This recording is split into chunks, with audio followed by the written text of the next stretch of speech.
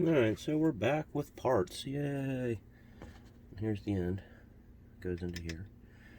And it also came with some aluminum ductwork tape.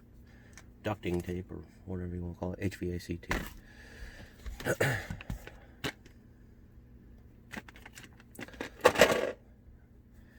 Alright. Turn on some extra light.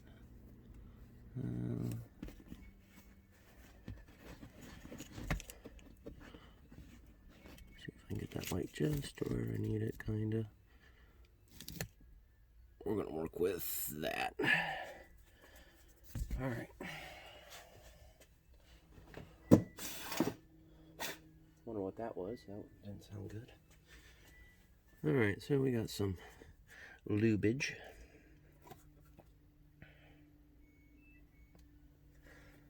Try not to get that all over the customer's car.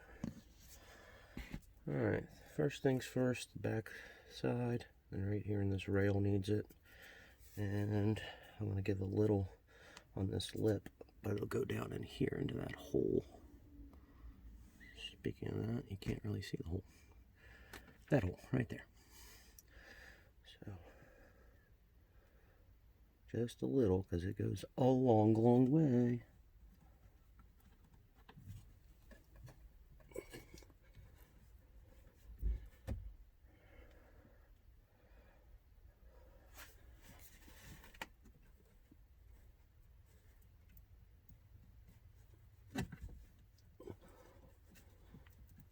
There we go. Yeah.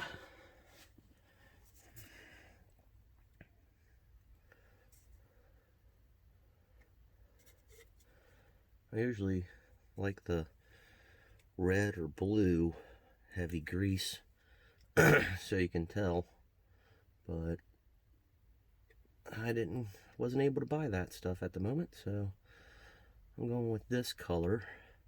Why I like to use those colors is because you can tell if you've done it last or so, because most mechanics that I know of don't really like to use lube on a lot of stuff, and kind of kills me because it helps out on friction and wear. So it's kind of odd. So every time I pull apart something that I've worked on, I know instantly, like, oh yeah, that's something I've done. Because I go a little heavy on the greasy grease. That, and if any other mechanic ever sees my work, they know that someone went the extra mile and was like, oh, well, okay, yeah. Like on the back of calipers and stuff, people don't lube. I lube up every single moving part, literally. So the piston that contacts the brake, I lube that just because that's something that could squeak in the future. And it reeks like vinegar in here. I've been spraying it and scrubbing it from the last couple of days waiting on this part. This part's actually pretty good. They did a pretty good job on it. Alright, here's the fun part. And I'm wondering if I could... you guys don't have the best angle of seeing what I'm doing. But I want to get it done. So I'm not shooting for the best shot. So the only bad part is this pin back here. That's what needs to be lined up.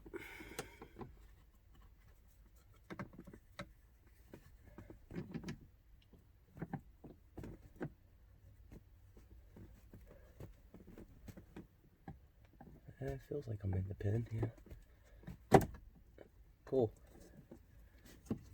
Yeah. Right on. Yeah. You go all the way down. Yeah, it seats. Alright, cool. Very nice. Actually, I could use a little... I got lube all over this thing. It should be sufficient.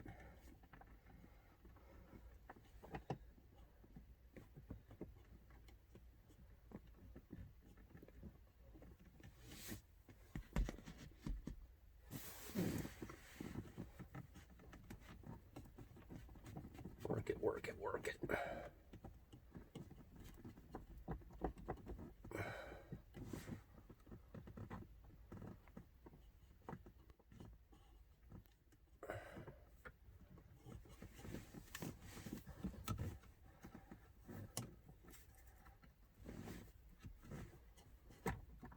Come on, baby.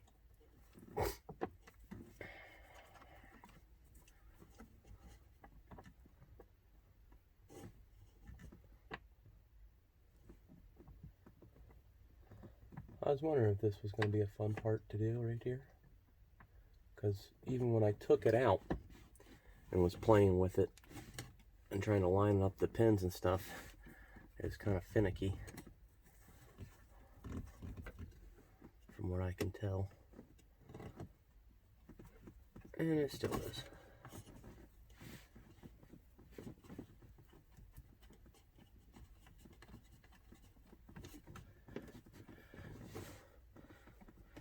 I've seen a lot of people on YouTube smack this with a hammer and stuff, and I'm not going to smack it with a hammer. I'll try to love tap it with something softer.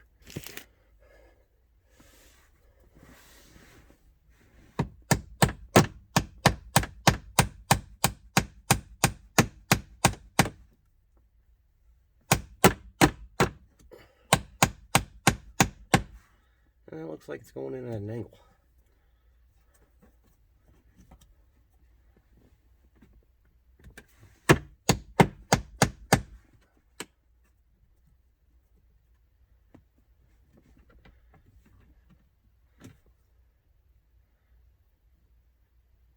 Can't really feel or see if they're married together yet, but something tells me no, they're not.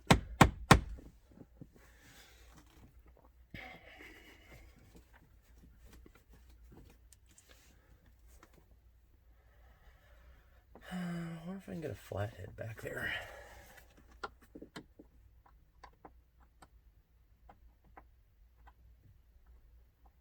I can. And I can feel that little pin. So yeah, they're definitely not married together. Alright. This might be one of the toughest parts of getting this thing together. This little fella. Alright, turn you so I can get the flap up. There we go. Come on, baby. Get in there. Well, now I can kind of see why they used a hammer. Going with a hammer. I'll be back. Make sure you guys are still in shot. Yeah, here, yeah, we could get a little better. How about one of those numbers? That's a little better.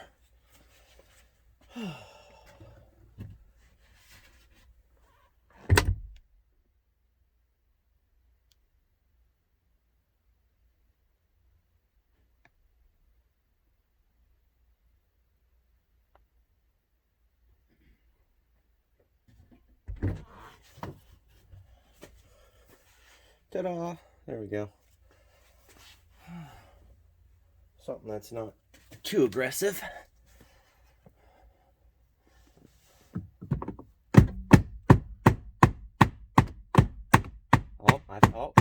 Yeah. All right. Well, the boys on the internet, I thought they were manhandling it, but they were using actual hammers and stuff, so I don't feel so bad. Aluminum to metal. Yeah, they're married. All right, cool. Right on. All right. Now for that module that I don't really trust. We might be taking this apart in a minute too, guys, and finding out if these worm gears are locked up on it. It wasn't too bad on taking it apart, so it's kind of fun.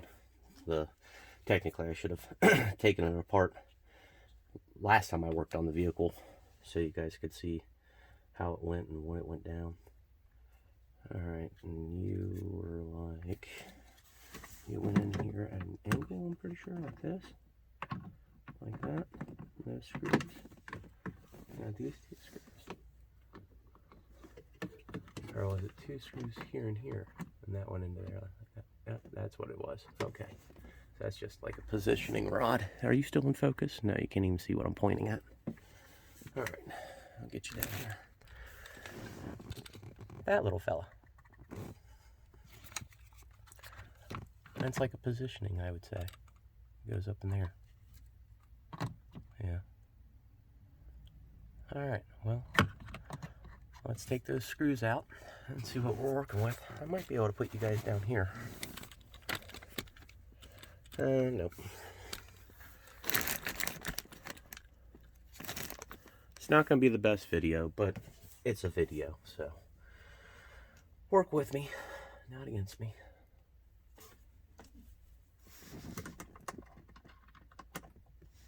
And we're just going to temp this in too, just see if the motor starts working, all that good jazz. I got to go grab the keys too. They're in the house.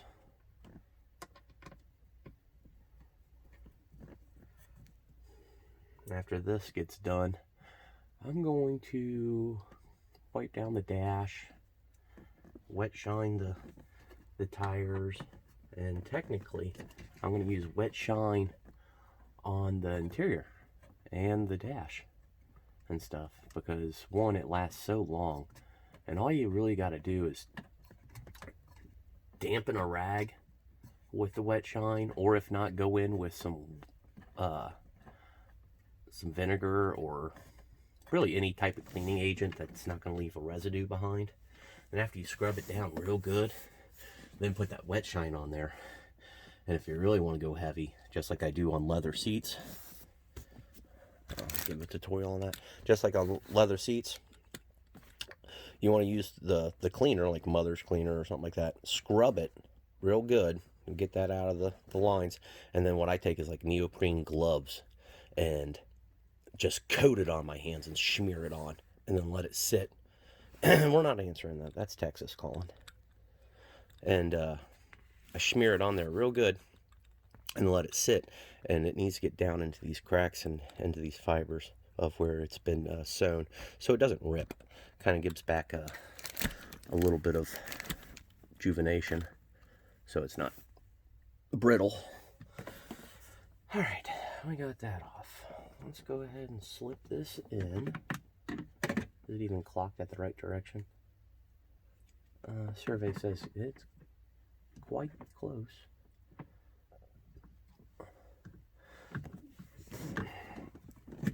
Might pull this wood door up a little bit. I get my fingers in there. Oof. That's a little tight.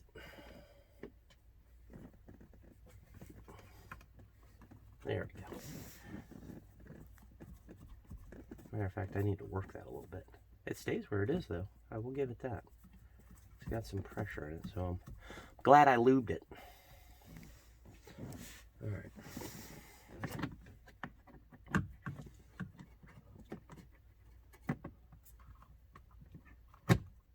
There we go. Yay. All right, we're just going to slip one screw in for now. And I might be taking that apart, so I'm not going to get ahead of myself.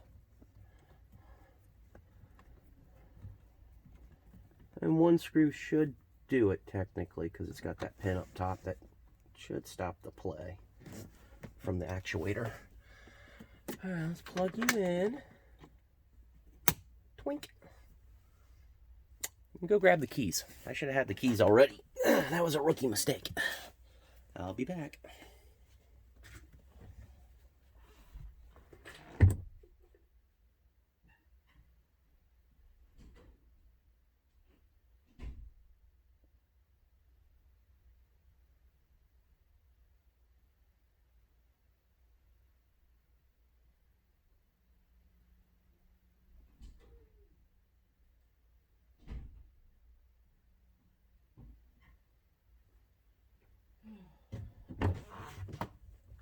Okie dokie.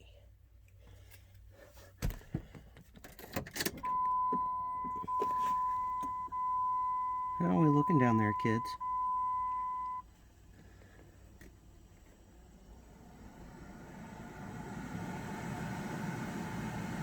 Let's put it on auto, see what it does.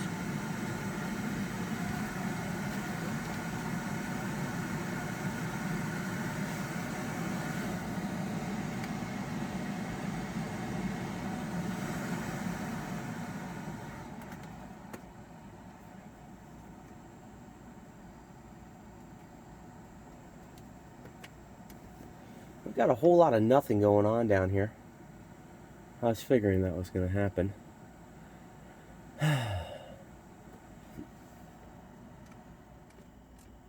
just need you to clock yourself. Come on. Smell the vinegar. It's strong. How are we looking on focus? Yeah, we're good.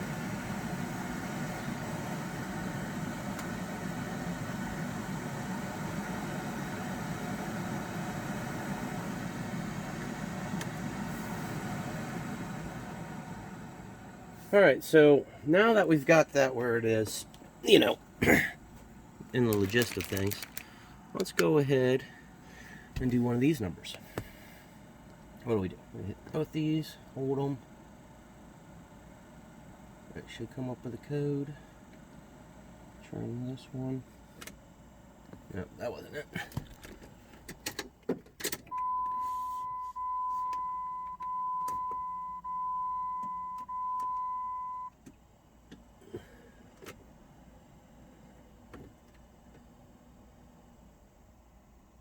There we go. There's the code. Code 144754 144754. We're gonna have to get on the internet. Find out what that says. Alright. So off, back on. Please work. You doing your jazz down there? Do your mystical magic.